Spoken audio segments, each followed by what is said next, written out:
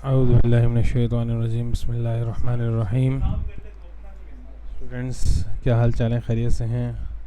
आज हम लोग अपना लेक्चर नंबर 9 शुरू करेंगे और लेक्चर नंबर 9 में हम कुछ रिवीजन के ऊपर बात करेंगे जो हमने इससे पहले की हैं और टॉपिक्स हम कवर कर चुके हैं। उसके अलावा जैसे कि जो प्रीवियस लेक्चर्स हैं उनमें से एक दो लेक्चर्स को रिव्यू के तौर पर, रिवीजन के तौर पर हम बात करेंगे आज फटाफट। और उसके बाद एक्टिविटी 1.1 आपकी वर्कबुक में जो मैंने आप लोगों को होमवर्क दिया था, आई होप कि आप लोगों ने कर लिया।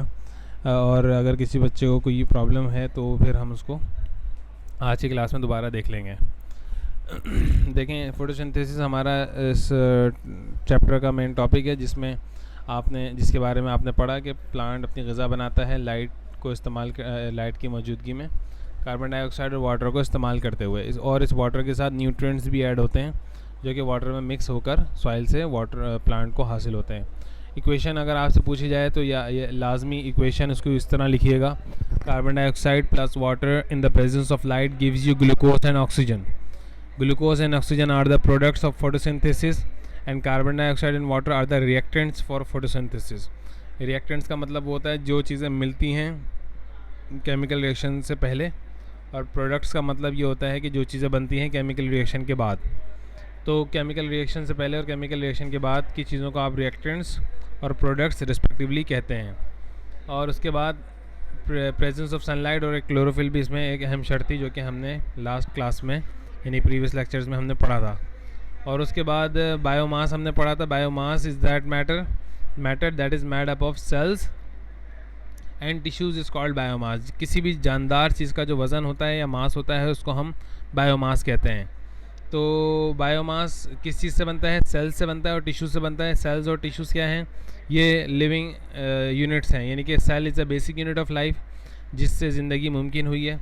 तो सेल का जो वज़न है, और सेल से मिलकर टिश्यूज़ बनते हैं, टिश्यू से मिलकर ऑर्गन्स बनते हैं, तो इन तमाम चीज़ों का जो वज़न या मास है उसको हम बायोमास कहते हैं। अब बढ़ते हैं अपने वर्कबुक की तरफ। वर्कबुक जो हमने कल काम किया था, कुछ स्टूडेंट्स हैं जिनका काम मुकम्मल नहीं हुआ था या जिनको लेक्चर समझ में नहीं आई थी, तो आज हम इसको फटाफट रिपीट कर लेते हैं, ठीक है। और पेज नंबर 7 के ऊपर वर्कबुक निकालिए आप लोग।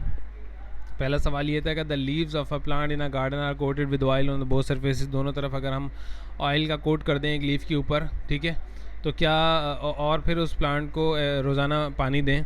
तो पहले पार्ट में कह रहे हैं कि will the plant be able to carry out photosynthesis. क्या प्लांट फोटोसिंथेसिस करेगा? तो हमने ये बात की थी कि प्लांट फोटोसिंथेसिस नहीं करेगा, क्योंकि उसकी दोनों तरफ जब ऑयल की लेयर जो है वो उसके ऊपर लग जाएगी, अप्लाई हो जाएगी, तो उसके नतीजे में उसके जो स्टोमेटा हैं वो बंद हो जाएंगे। स्टोमेटा क्या है? स्टोमेटा टाइनी ओपनिंग्स होती हैं। अगर वो क्लोज़ हो जाएंगे तो फिर प्लांट के अंदर कार्बन डाइऑक्साइड एंटर नहीं हो सकेगी, जो कि मेन रिएक्टेंट है फोटोसिंथेसिस के लिए। इसी तरह अगर हम बात करें, ऑक्सीजन प्रोड्यूस होती है, तो ऑक्सीजन भी स्टोमेटा से बाहर आती है। फोटोसिंथेसिस के नतीजे में ऑक्सीजन प्रोड्यूस होती है, तो वो भी बाहर नहीं आ पाएगी। तो एक्सचेंज ऑफ गैसेस नहीं होगा, और वाटर वेपर्स भी बाहर निकलते हैं ट्रांसपायरेशन के प्रोसेस के दौरान, तो वो भी नहीं होगा। तो इसलिए प्लांट फोटोसिंथेसिस परफॉर्म नहीं कर पाएगा। And what will happen to the plant after few days? Plant will eventually die. Plant जो है वो थोड़े दिनों में या चंद एक दिन बाद क्या हो जाएगा, वो मुरझा जाएगा और फिर वो डाई हो जाएगा, मर जाएगा, ख़त्म हो जाएगा।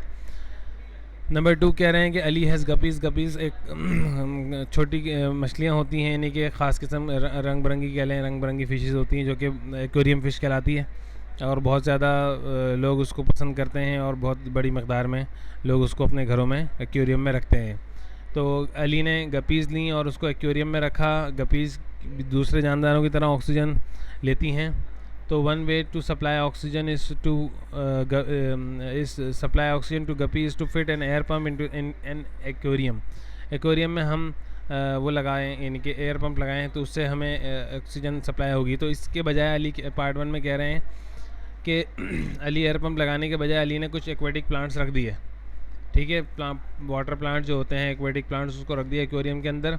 The guppies survive, explain why. तो आप इसको जवाब दे सकते हैं कि क्योंकि गपीज़ उसने रखी हैं, उसके अंदर वाटर प्लांट रखा है, तो water plant during photosynthesis oxygen release करेगा, और वो ऑक्सीजन जो है उसकी मदद वो यूज़फुल होगी गपीज़ के लिए, ब्रीथिंग के प्रोसेस के लिए, रेस्पिरेशन के प्रोसेस के लिए।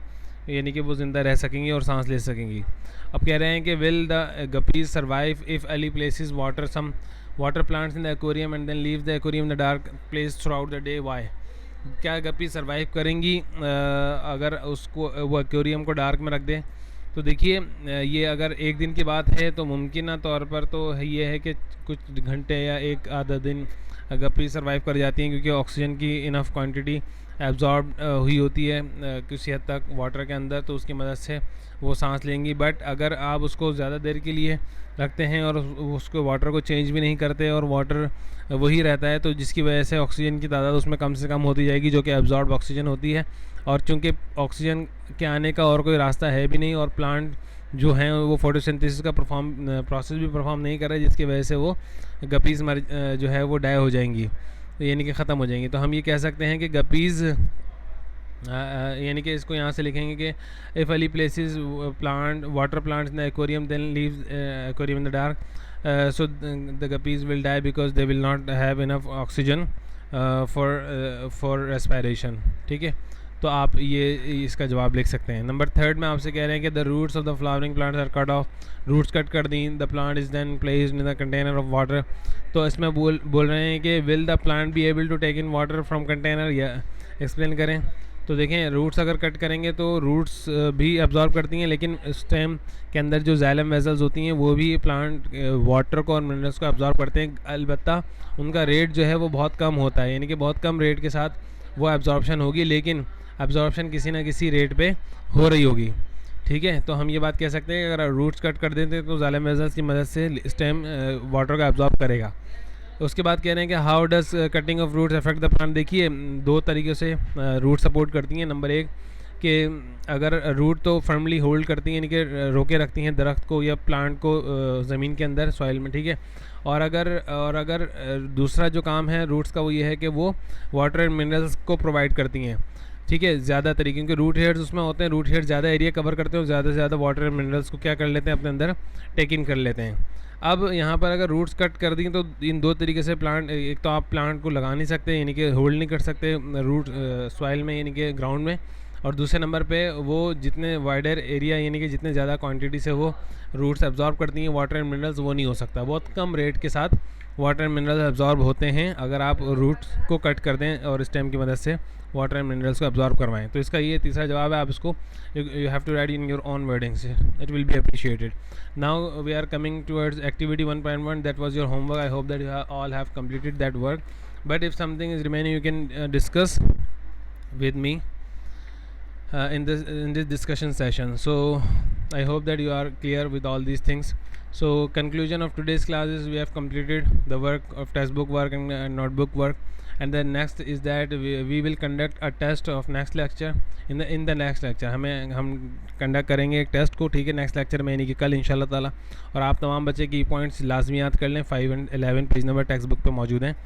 ठीक है, तो इंशाल्लाह ताला फिर और काम ये है कि अपना तमाम काम कंप्लीट करें, क्योंकि आपकी कॉपीज़ वगैरह मंगवाई जाएंगी। दिस रफ़ कॉपी में कर लें, फिर कॉपी में whatever you have, but you have to complete your work. Most of the student asking me question sir where we should do the work. तो प्लीज़ जो भी कॉपी आपके पास मौजूद है, रफ़ कॉपी है या स्कूल की कॉपी अगर नहीं मिल रही या बाज़ार से कॉपी नहीं मिल रही, तो आप पुरानी कॉपी यूज़ करके काम ज़रूर करें। ठीक है, उसके बाद write the date at the top of the page, ये बात लाजमी है। जिस बच्चे की डेट नहीं होगी उसका वहाँ पे मार्क्स कट होंगे।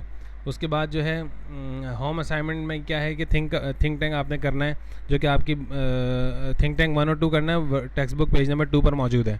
ठीक है, आपकी टेक्स्ट बुक में। तो प्लीज़ इसको काम कंप्लीट कर लें और कल मुझे इसके बारे में रिपोर्ट दें। जज़ाकल्लाह फ़ी अमानिल्लाह। डिस्कशन की तरफ चलते हैं आप।